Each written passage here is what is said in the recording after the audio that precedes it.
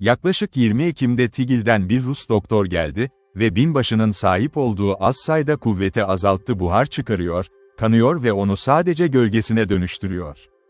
Eski sağlam benim. Ancak ateş bu enerjik ortamda azaldı ve yavaş yavaş düzeltmeye başladı. Aynı dönemde Hafta, Doğd ve Meranef Tigil'den yeni bir çay stokuyla döndüler, şeker, rom, tütün ve sert ekmek ve köpekleri toplamaya başladık. Komşu yerleşimler Kinkle ve Polan'a bir gezi daha için Samanka dağlarının karşısında. Her yere kar yağmıştı, derinlikte 2 ayak mesafede, hava berrak ve soğuktu, hiçbir şey yoktu majörün hastalığı hariç, bizi Lesnoy'de daha uzun süre tutmaya zorladı. 28'inde seyahat edebileceğini ilan etti ve biz de başlamak için eşyalarımızı topladık. Açık bir Kasım'da ağır kürk kıyafetlerimizi giydik, bu da bizi vahşi görünümlü vahşi hayvanlar, tüm Lesnoy'nin misafirperver halkı ve 16 kişilik bir trenle yola çıktı kızaklar, 18 adam, 200 köpek ve 40 günlük erzak, gezgin korakların toprakları için. Ulaşmaya karar verdik, bu sefer Giziga ya da gazetelerin dediği gibi, girişimde yok olacak.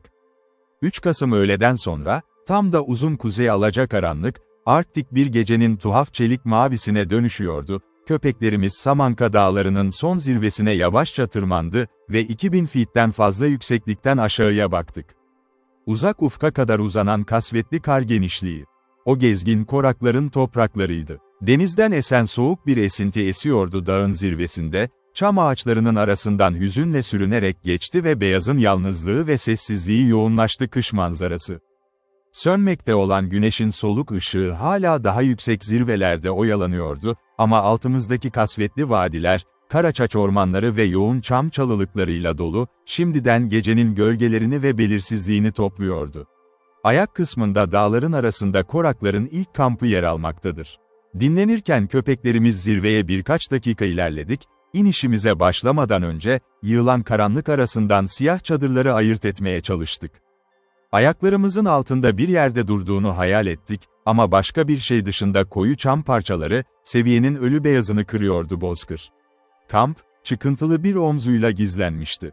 Dağ, yükselen ay, karanlık, cesur bir şekilde tüylüye saçıyordu sağımızdaki zirvelerin hatlarını köpeklerimizi uyandırırken ve aşağıya doğru uzanan karanlık bir vadin boğazına daldı.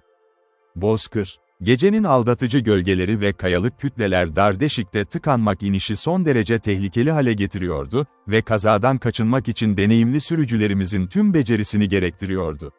Kar bulutları, boşuna denedikleri dikenli direklerden uçuyordu aşağıya doğru akışımızı durdurmak, içeride olanlardan çığlıklar ve uyarı bağırışları ilerlemek, dağ yankılarıyla çoğaltıldı, köpeklerimizi hareketsiz bıraktı daha hızlı oldu, ta ki kayalar ve ağaçlar yanımızdan uçarken düşen bir çığın ağzında olmak, bizi taşıyordu karanlık kanonun kesin bir yıkıma doğru nefes nefese bir hızı. Yavaş yavaş, ancak hızımız yavaşladı ve ay ışığına çıktık. Açık bozkırın sert, rüzgarlı karı. Yarım saat serin yolculuk bizi Korak kampının sözde yakınına götürdü, ama henüz ne geyik ne de çadır izi görmedik.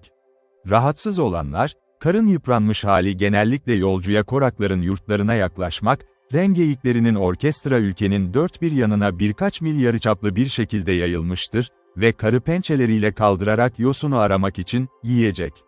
Böyle bir gösterge bulamadığımız için yanlış yönlendirilmiş olma olasılığımız var, aniden liderliğimiz köpekler keskin kulaklarını dikti, rüzgara hevesle burnunu çekti ve kısa, heyecanlı çığlıklarla alçak bir seviyeye doğru hızla koştu önceki parkurumuzla neredeyse dik açı olarak duran bir tepe. Sürücüler heyecanlı köpeklerin hızını kontrol etmeye çalıştı ama boşuna, kurt içgüdüleri uyanmıştı ve tüm disiplin unutuldu rüzgarla taze koku rengeyi sürüsünden yağarken ötesinde. Bir an bizi tepenin yamacına götürdü ve önümüzde berrak ay ışığı, korakların konik çadırları duruyordu, çevresini sarmıştı en az 4000 rengeyi tarafından dalanlanmış boynuzları kuru uzuvlardan oluşan mükemmel bir orman gibi. Köpekler hepsi ses verdi aynı anda, oyunun önünde bir tilki köpeği sürüsü gibi ve tepeden karışık bir şekilde aşağı koştu, onların bağırışlarına rağmen efendiler ve yükselen 3-4 karanlık formun tehditkar çığlıkları aniden kardan korkmuş geyikli aralarındaki kardan kalktı. Yukarıda Dodd'un sesini duyabiliyordum, Rusça küfürler atıyordu çığlayan köpeklerine, ki en yoğun çabalarına rağmen, onu ve devrilmiş kızakını bozkır boyunca sürüklerdi. Uçsuz büyük geyik bedeni bir an sallandı ve ardından vahşi bir koşuya dönüştü, sürücüler, korak bekçileri ve 200 köpek tam peşteydi. Karışmaya karışmak istemediğim için yerimden sıçradım kızak ve şaşkın kalabalığın bağırışlar, havlama ve holu ova karşısında. Tüm kamp, ki sanki terk edilmek için sessiz yalnızlığında şimdi anlık bir şaşkınlık yaratmıştı aktivite. Karanlık şekiller aniden çadırlardan çıktı ve kapının yanında karın üzerinde dik duran uzun mızraklar da onlara katıldı kovalamaca, bağırışlar ve morz derisinden köpeklere fırlatma, peşlerini durdurma umuduyla. Binlerce kişinin gürültüsü uçuşun karmaşasında birbirine çarpmış boynuzlar, aceleyle sert karda sayısız toynak atışı, derin, boğuk havlamalar, şaşkın geyikler ve korakların anlaşılmaz çığlıkları, panik içindeki sürülerini toparlamaya çalıştık, bir karmaşa yarattı. Uyumsuz sesler çok uzağa duyulabiliyordu yine de, gecenin buz gibi bir atmosferi. Bu, gece yarısı saldırısına benziyordu. Komançiler, barışçıl bir kamp yerine düşmanca bir kampa saldırıyor 3 ya da 4 Amerikalı gezgin ve hayranlıkla dinledim istemeden uyandırdığımız vahşi alarm gürültüsü. Gürültü giderek azaldı mesafe ve köpekler, doğal olmayan gücü tüketiyor. Heyecan onları geçici olarak vermişti, isteksizce sürücülerinin kontrolünü aldı ve çadırlara doğru döndü. Doddum köpekleri, çabalarının şiddetiyle nefes nefese, somurtkanca geri çekildi, ara sıra geyiğin yönüne özlemle bakışlar atıyor, eğer yarıdan fazlası onları bu zayıflığa sürükleyen bu zayıflıktan pişmanlık duyduysa kovalamacadan vazgeç. Neden onları durdurmadın? Gülerek Dodd'a sordum. Bir sürücü deneyiminiz, takımını daha iyi kontrol etmelidir. O. Durdurun onları, diye haykırdı ve rahatsız bir ifadeyle. Onları durdurmanı görmek isterim, boynunda ham deri bir lasso ve büyük bir korak diğer ucunda buharlı bir vinli gibi taşıyor. Her şey çok durdur onları, diye ağlamak, ama barbarlar seni arkadan çektiğinde kızakınızın sonu, sanki vahşi bir hayvan gibi, hangi yol olabilir yüce bilgeliğiniz ne öneriyor? Sanırım bir lasso işareti var şimdi boynumda ve kulaklarını dikkatle yokladı. Fok derisi tanga taklifi. Geyikler tekrar bir arada toplanır ve bir nöbetçi toplanır toplanmaz üzerlerine yerleştirilen koraklar, misafirlerin etrafında merakla toplandılar. Sessiz kamplarına öyle sertçe girmiş ve içinden sorgulam yapmışlardı Meranef, tercümanımız, kim olduğumuz ve ne istediğimiz. Vahşi bir şey, ay ışığı beyaz ve berrak akarken birlikte resmizil bir grup oluşturdular esmer yüzlerine ve metalik süslerin üzerinde parıldayırdı onların kişiliği ve uzun mızraklarının cilalı kılıçları hakkında. Yüksek elmacık kemikleri, cesur, uyanık gözleri ve düz, kömür siyahları saçlar, kendi kızılderililerimizle samimi bir ilişki olduğunu ima ediyordu. Ama benzerlik daha ileri gitmedi. Yüzlerinin çoğunda bir ifade vardı cesur, açık dürüstlük var, ki bu bizim Western karakterizmimizin bir özelliği değildir yerli halkları ve içgüdüsel olarak yeterli olarak kabul ettiğimiz dostluklarının ve iyi niyetlerinin garantisi. Bizim Kuzeyli vahşiler hakkında önceden düşünülmüş olan bu kişiler, atletik, sağlıklı insanlardı erkekler, tamamen Amerikalıların ortalama boyuna kadar. Ağır kuklankalar, kohlan, kas, yani benekli geyik derisinden av gömlekleri, kapalı belinin çevresinde bir kemerle, alt kısmında ise püsküllü Wolverine'in uzun siyah saçları, boyunlarından itibaren bedenlerini kapatıyordu dizine kadar, burada orada küçük renkli ipliklerle süslenmişti boncuklar, kızıl deri püsküller ve cilalı metal parçaları. Kürk pantolon, uyluğa kadar uzanan uzun fok derisi botlar ve kurt derisi kapüşonlar, hayvanın kulakları dik duruyor tuhaf etkisine rağmen kostümü tamamladı ve bu kostüme yine de aynı derecede bir tabloya uygun uyum sağladı ay ışığı sahnesinin garip özellikleri. Kazak meranefimizi bırakıyoruz, binbaşı tarafından desteklenerek, işimizi ve isteklerimizi açıklamak için, Dodd ve kampı kritik bir şekilde incelemek için yürüyerek uzaklaştım. O 4 büyük konik çadırdan oluşuyordu, görünüşe göre bir çerçeveden inşa edilmişti direklerden yapılmış ve gevşek geyik derisleriyle kaplı, uzun fok veya morz derisi tuşlarının olduğu yerler gerilmiş kozunun zirvesinden yere kadar sıkıca üzerlerine bastırılmıştı. Öyle görünüyordu ilk bakışta, fırtınalara dayanacak gibi hesaplanmış, kışın bu bozkırı Arktik okyanusundan aşağıya doğru süpürür, ama sonraki deneyimler, en şiddetli fırtınaların onları yırtmayacağını gösterdi bağlamalarından kaynaklanıyordu. Çeşitli şekillerde özenle yapılmış kızaklar ve karın üzerinde burada orada büyüklükler dağılmıştı ve 2 veya geyikler için 300 eşya eğri üst üste yığılmıştı. En büyük çadırın yakınında simetrik duvar.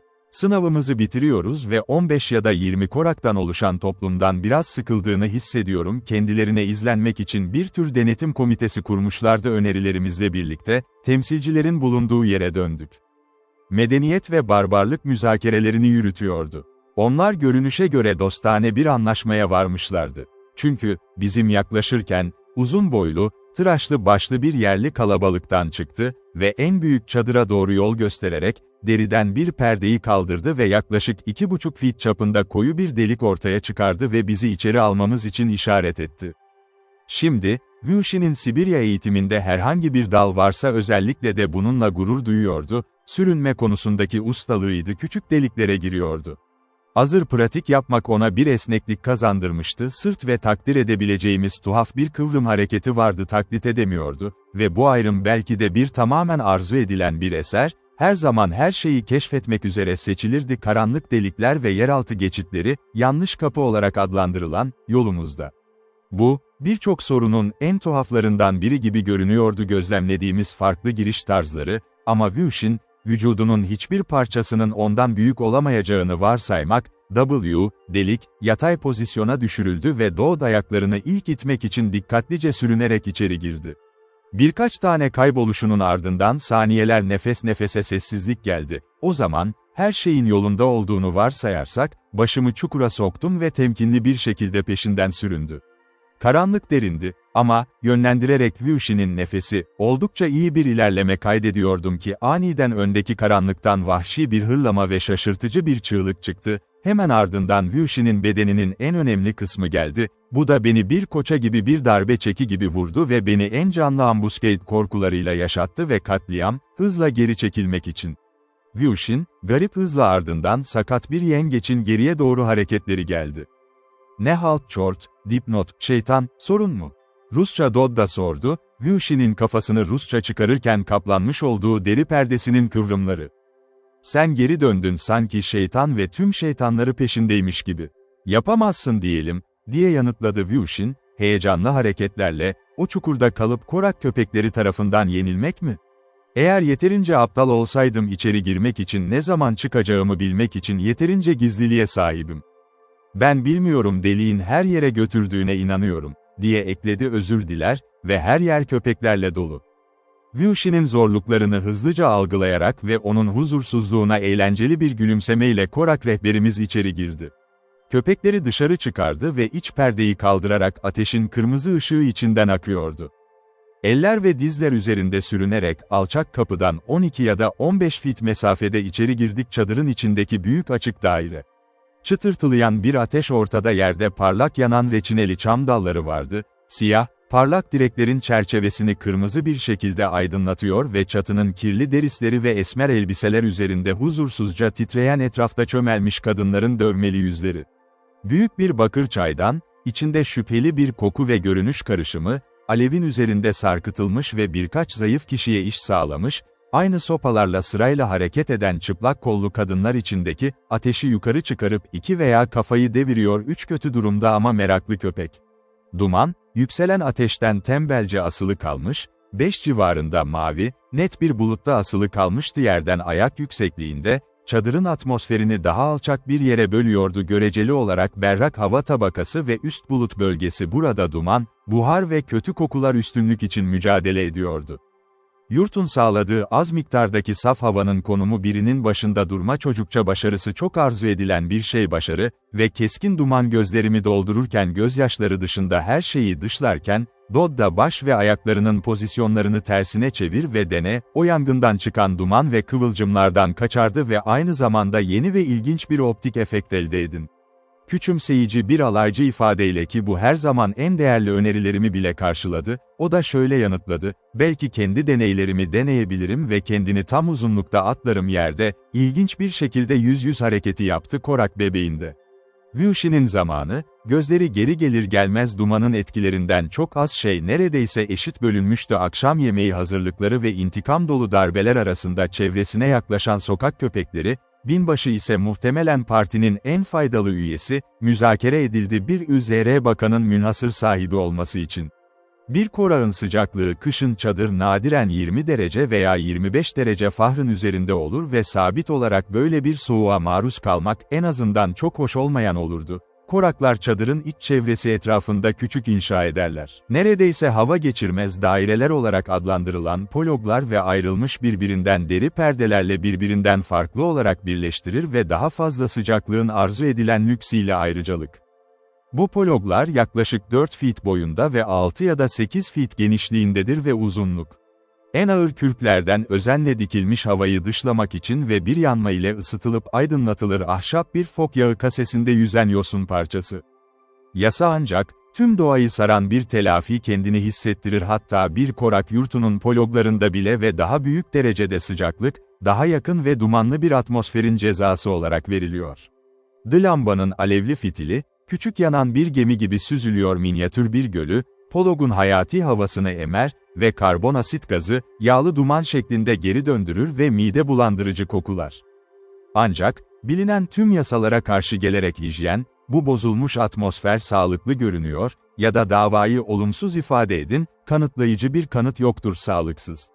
Korak kadınları, neredeyse tüm zamanlarını bu pologlarda genellikle ileri bir yaşa kadar yaşar ve hariç belirgin bir açısal hatlar ve incelik eğilimi vardır onları diğer yaşlı kadınlardan fiziksel olarak ayıracak hiçbir şey yok ülkeler. Bunun, iyi haklı bir şey olması gerektiği düşündüğüm bir şey olmadan değildi boğulma korkusu, bir yıldır ilk kez uyuduğum için korak yurt, ama huzursuzluğum tamamen yersiz çıktı ve yavaş yavaş aşındı. Etrafta çömelmiş korakların kalabalığından kaçmak amacıyla toprak zeminde bizi ve kısa sürede dikkatli merakımızı sinir bozucu, Dodd ve ben Polog'un kürk perdesini kaldırdık ve bu binbaşının diplomasisi güvence altına alınmıştı ve binbaşının gelişini beklemek için sürünerek içeri girdi. Akşam yemeği, meraklı koraklar, dar Polog'da tüm bedenlerine yer bulamadan, 9 sayısına kadar uzandılar dışarıda, çirkin, yarı tıraşlı başlarını sessiz gözetimlerine devam ettiler. Sıraya 9 bedensiz baş, gözleri eşzamanlı olarak dönen hareket ederken sağa sola hareket etmek o kadar saçmaydı ki istemsizce kahkahalara boğuldu.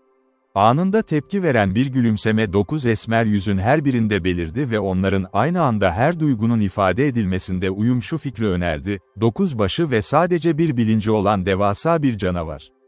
Oyunculuk Dodd'un onları dışarı çıkarmaya çalışmamız önerisiyle ben de cebimden Briar ağacı borusu aldım, bir tüple yakmaya başladım. O tuhaf çıtırtıldayan Lucifer Shares'ler, en çok sevdiğimiz fotoğraflar arasında medeniyetin kalıntıları. Maç olarak, minyatür bir fırlama ile keskin raporlar, aniden alev alarak, 9 kafa şaşırdı anında kayboldu ve perdenin arkasından bir ses duyabiliyorduk şaşkın yerlilerden uzun uzun, TYE'ler, korosu geldi bu şeytani yönteme dair mükemmel bir canlı yorumlar Babil tarafından ateş üretmek. Ancak başkalarını kaybetmekten korkuyorlardı beyaz adamların doğaüstü gücünün çarpıcı bir tezahürü olan başlar kısa süre sonra geri döndü, birkaç başkası tarafından takviye edildi ve rapor bu harika olay onu çekmişti. Efsanevi dikkatlilik yüz gözlü Argus, bizim gördüğümüz incelemeyle kıyaslandığında hiçbir şeydi. Artık maruz kaldı. Bizim yerimizden yükselen her kıvıran duman çelengi lips, bakan gözler tarafından dikkatle izlendi, sanki bir şeymiş gibi dipsiz çukurdan çıkan ölümcül buhar, kısa süre sonra patlayacak rapor ve alev. Dodd'un yüksek ve güçlü bir hapşırığı işaretti, ikinci kez panik içinde kafa sırtını geri çekiyor ve perde dışındaki deneyimlerin başka bir karşılaştırması. O yeterince gülünçtü, ama bakışlardan ve endişelenmekten yorulmuşum bir şeyler yedik, poloğumuzdan sürünerek çıktık ve birlikte izledik akşam yemeğinin hazırlanmasına dair beklenmedik ilgi. Telgraf aletlerimizin bulunduğu küçük bir çam kutusundan, Wushin, kaba, bacaksız bir yemek masası hazırlamıştı, ki o da öyleydi sert ekmek kekler, çiğ pastırma dilimleriyle ve buharlı çay bardakları.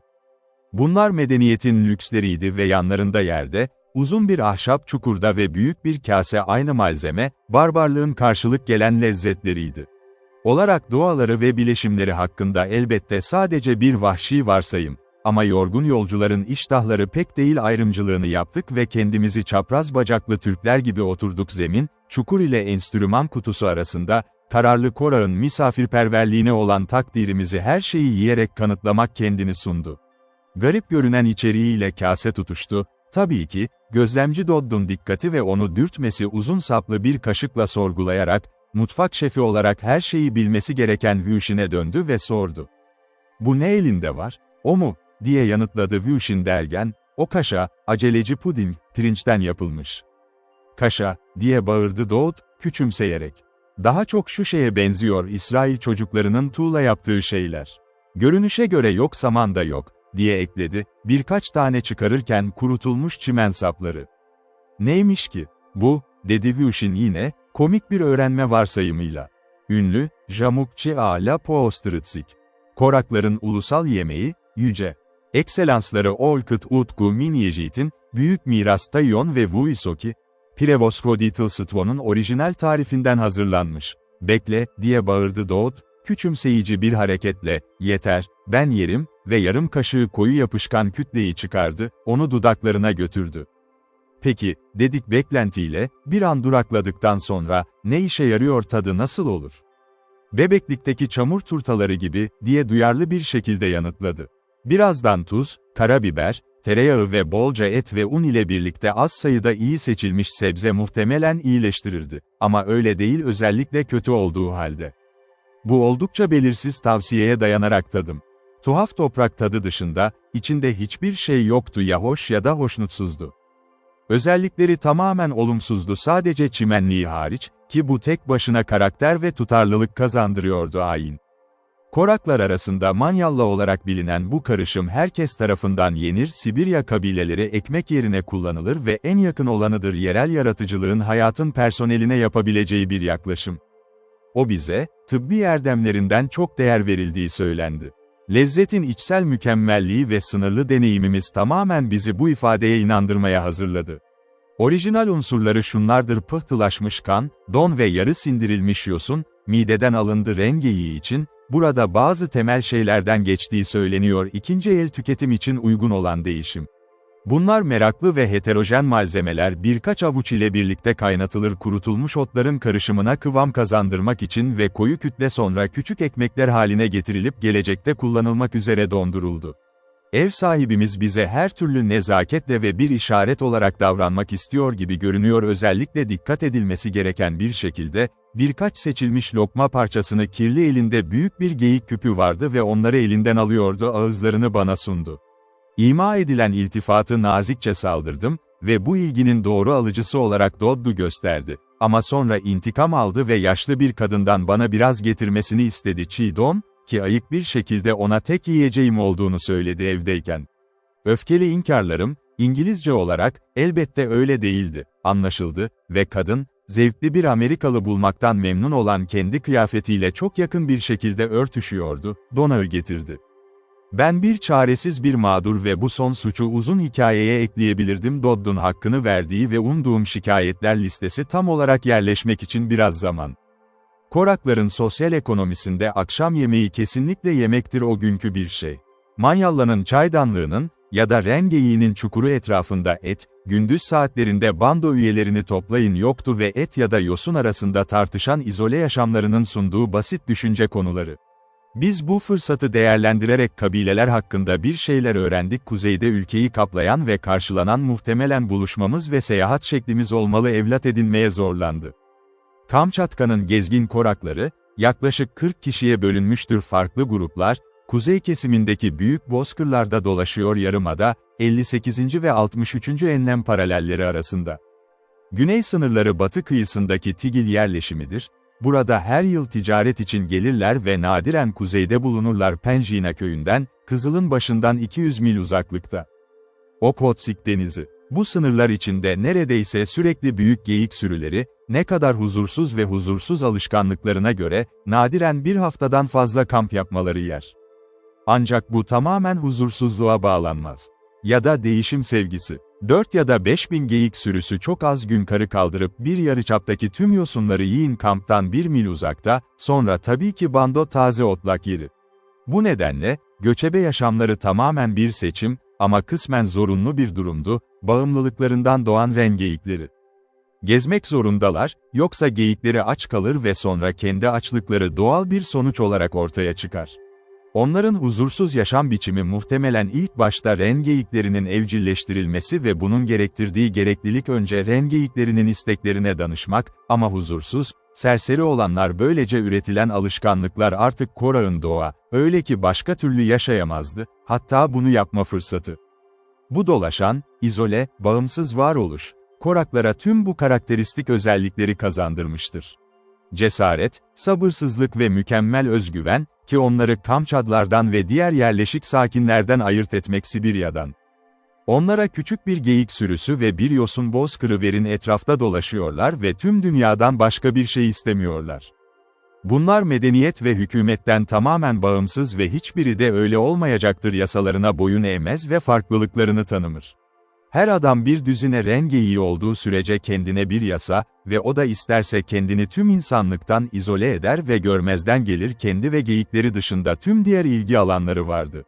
Çünkü kolaylık ve toplum nedeniyle kendilerini 6 kişilik gruplar halinde birleştirirler her biri 8 aile, ancak bu gruplar sadece karşılıklı olarak bir arada tutulur rıza gösterin ve hiçbir yönetim başını tanımasın.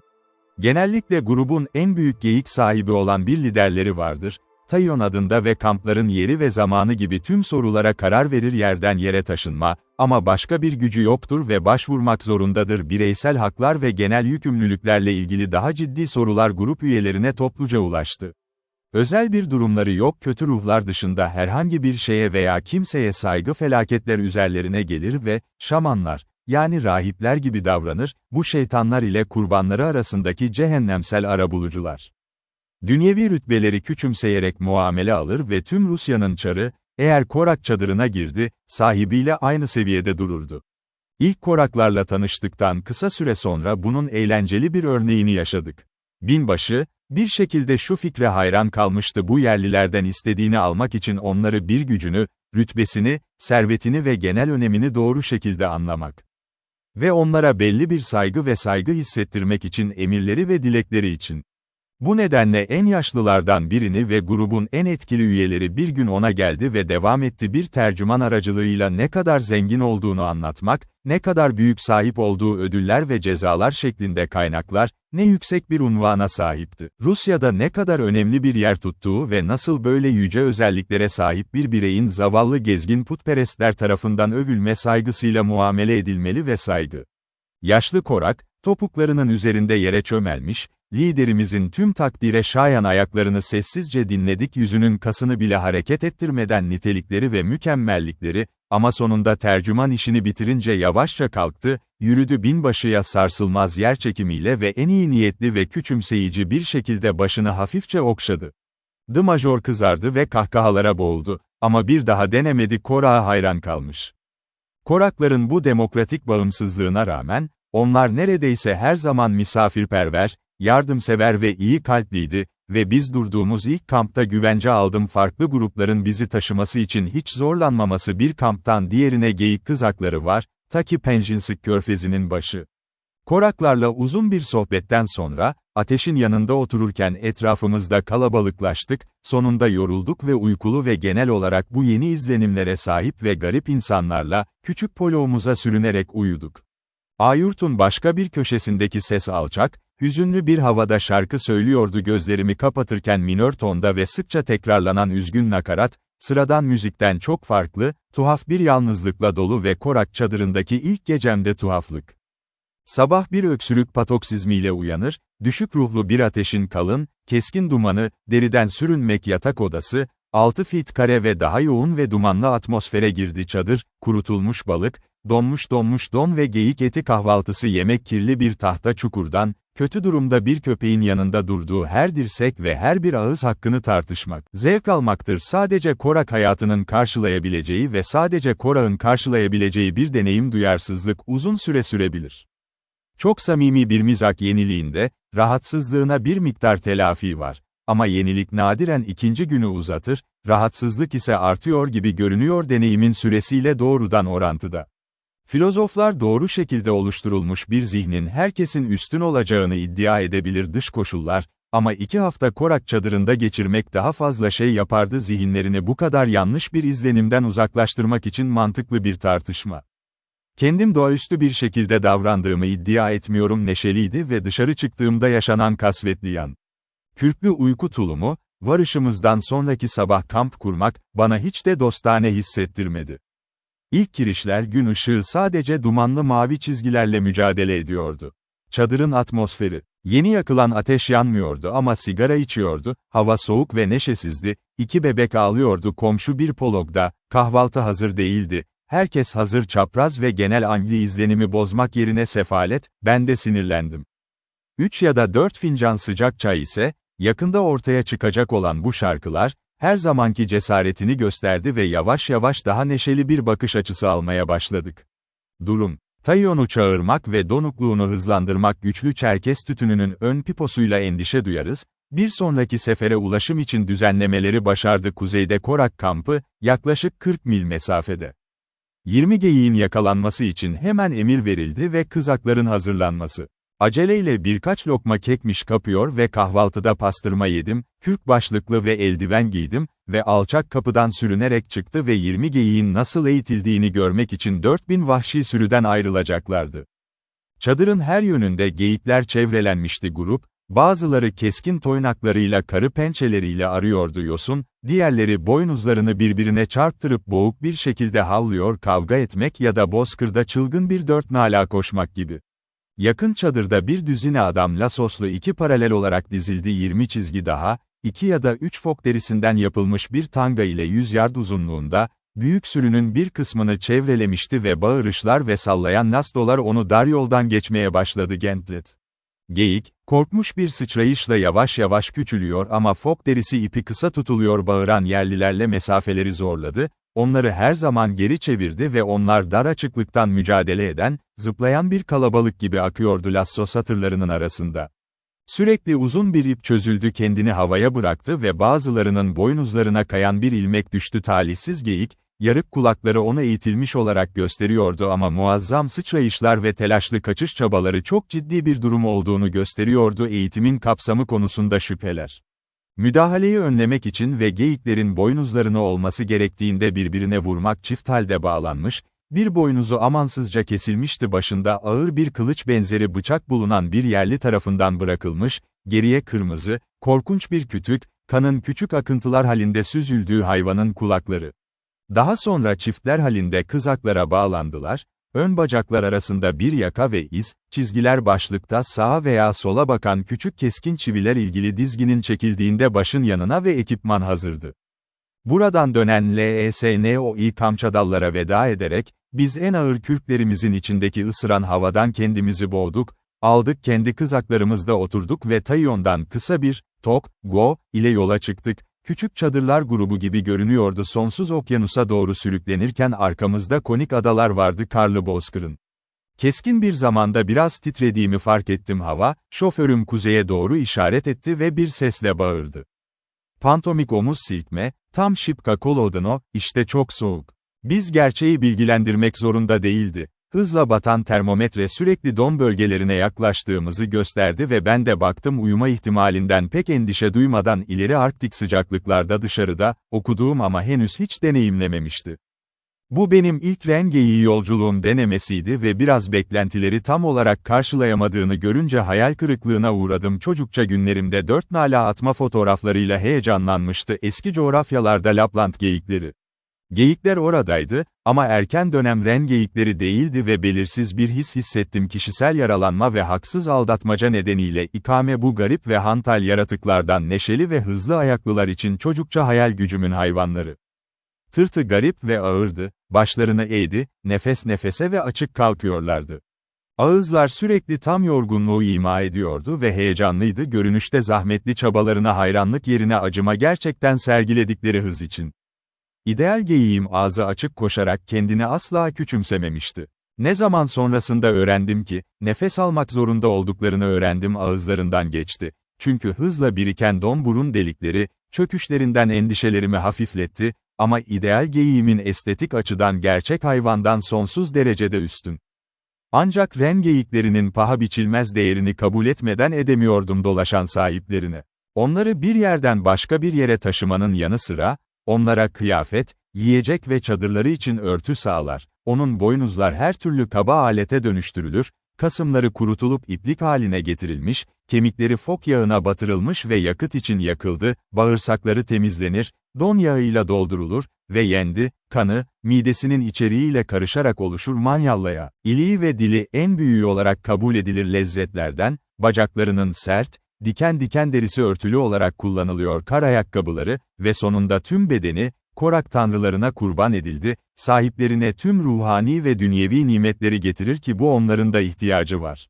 Başka bir hayvan bulmak zor olurdu, doyurucu regeyikler kadar önemli bir yer, herhangi bir insan topluluğunun hayatında Sibirya koraklarının yaşamı ve ev ekonomisi hakkında da geçerlidir. Yapamam şimdi, 4 temel koşulu bile sağlayan bir tane düşünün. Yiyecek, giysi, barınak ve ulaşım.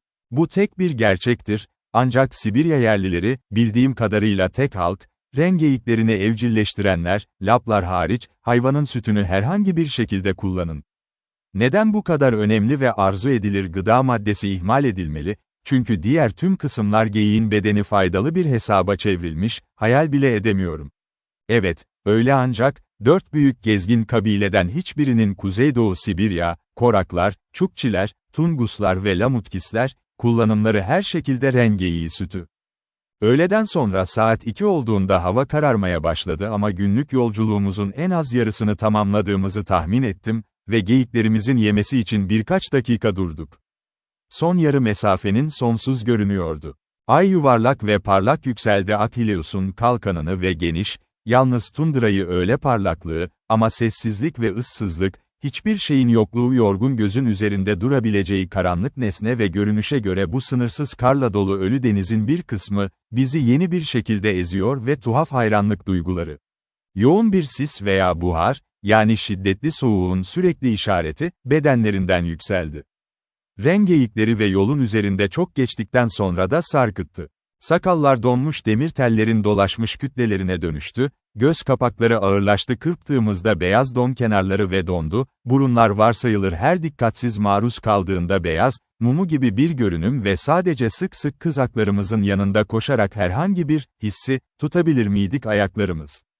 Açlık ve soğukla itkilenerek 20 kez tekrarladık. Umutsuz bir soru, daha ne kadar kaldı? Ve 20 kez, Çeymuk, gibi klişe ama belirsiz bir cevabı aldı, yakın, ya da ara sıra bir süreyle varacağımıza dair cesaret verici güvence dakika. Şimdi çok iyi biliyorduk ki 1 dakika içinde varmamamız gerekiyor, muhtemelen 40 dakika içinde de değil, ama bize bunu söyleyince geçici bir rahatlama sağladı. Sık sık sorduğum sorular sonunda şoförümü teşvik etti mesafeyi aritmetik olarak ifade etme girişimine ve Rusça konuşabilme yeteneğiyle açıkça gurur duyduğu için bana bunun sadece, dva verst, ya da 2 verst daha fazla. Hemen neşelendim sıcak bir ateş ve sonsuz sayıda sıcak bardak beklentisi çay içti ve olası bir rahatlık hayal ederek unutmayı başardı mevcut acı duygusu. Ancak süresi dolduğunda, 3 çeyrek saat, vaat edilen bir işaret görmedim kamp noktası olarak tekrar çok daha uzakta olup olmadığını sordum.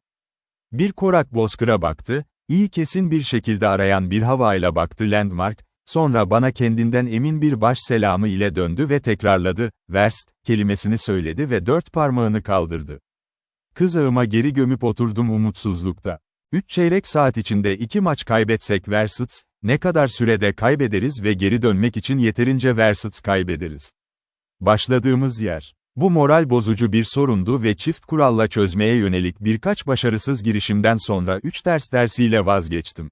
Geleceğin yararına yolcu, ancak mesafeler için birkaç yerel ifade veriyorum, sayısal karşıtlıkları ile, Çeymuk, yaklaşık 20 verst, Bolşineyet, daha fazlası yok, 15 verst, Seyçispiriyedem, bu dakika varacağız. Yani her an gündüz ya gece, ve, Deyloko, uzak, bir haftalık yolculuk.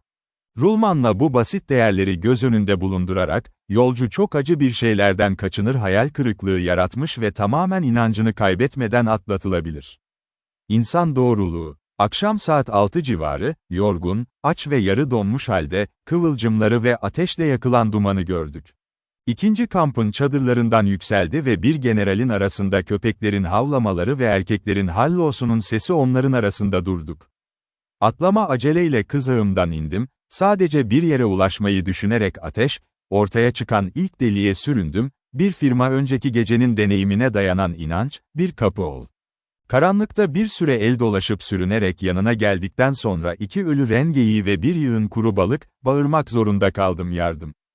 Sahibi büyük bir şaşkınlıktı, o da kendine geldi bir meşale ile kurtarılma, bir beyaz adam ve sürünen bir yabancını bulmak için balık deposunda amaçsızca etrafta dolaşıyordu. Duygularını rahatlattı bir hayranlıkla bir tay ve yolu gösterdi, ya da daha doğrusu sürünerek uzaklaştı, çadırın iç kısmı, Major'un bir donmuş sakalını kürk kapüşonundan çıkarmak için donmuş korak bıçağıyla ve ağzıyla buz ve saç üzerinden açık iletişim kurmak. Çaydanlık kısa süre sonra sıcak bir ateşin üzerinde kaynayıp püskürmeye başladı, sakallar çözüldü, burunları don belirtileri açısından incelendi ve yarıya indirildi. 1 saat boyunca yerde bir mum kutusunun etrafında rahatça oturduk, çay içip günün olaylarını tartışıyordu. Vyushin 3. kez bardaklarımızı doldururken, deri yanımızdaki alçak kapının perdesi kaldırıldı ve en çok Kamçatka'da gördüğüm olağanüstü bir figür sessizce sürünüyordu. Tam 6 feet yüksekliğine kadar dik durdu ve ayağa kalktı görkemli bir şekilde. 30 yaşlarında çirkin, koyu yüzlü bir adamdı yaşlarında. Üzerinde mavi yüzeyli kırmızı bir ceket vardı ve uzun altın iplerle sarkıtılmış pirinç düğmeler göğüs, siyah pantolon, yağlı geyik derisi ve kürk botlar. Saçları başının tepesinden sıkıca tıraş edilmişti, uzun bir püskül bıraktı kulaklarına ve alnına sarkan uzun, düzensiz saçlar. Uzun kulaklarından küçük renkli boncuklar sapları ve birinin üzerine bağlıydı, onlardan gelecekte kullanmak üzere büyük bir pound çimirlenmiş alçağı almıştı tütün. Belinde, yıpranmış bir fok derisi tanga bağlanmıştı, bu tanga muhteşem gümüş kabzalı bir kılıç ve kabartmalı bir kınla destek verdi. Onun dumanlı, kesinlikle korak yüzü, tıraşlı baş, kızıl ceket, yağlı deri pantolon, altın ip, fok derisi kemer, gümüş saplı kılıç ve kürk çizmeleri, göz alıcı zıtlıkların olağanüstü bir birleşimi oluşturuyordu. Bir an için ona hayranlıkla bakmaktan başka bir şey yapamadığımızı söyledik.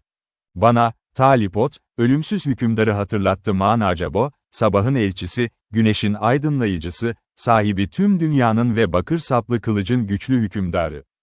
Sen kimsin, diye sordu binbaşı aniden, Rusça. Alçak bir yay tek yanıt. Çort adına nereden geldin? Bir başka eğilmek. O kabanı nereden aldın? Bir şey söyleyemez misin? Ay, Meranef. Gel ve konuş, adam, onu zorlayamam her şey. Dodd, onun bir haberci olabileceğini önerdi.